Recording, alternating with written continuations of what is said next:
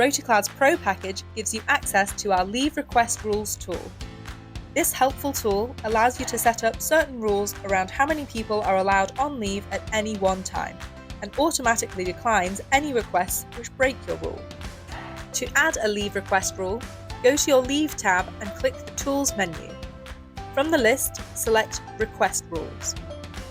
Click an existing record to edit it, or click the blue plus to create a new one. You can then enter a name for your rule, start date, and optional end date. Next, enter a message.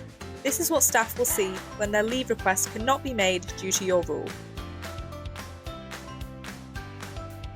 Finally, set up your rule. Using the drop-down menu, select if you'd like to have a minimum number of employees available overall for a specific location, group, or role.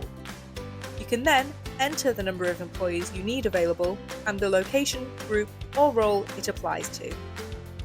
If you'd like to add another rule to layer them, just click Add Rule and follow the same steps to enter the minimum employees available. Once your rule is created, click Save.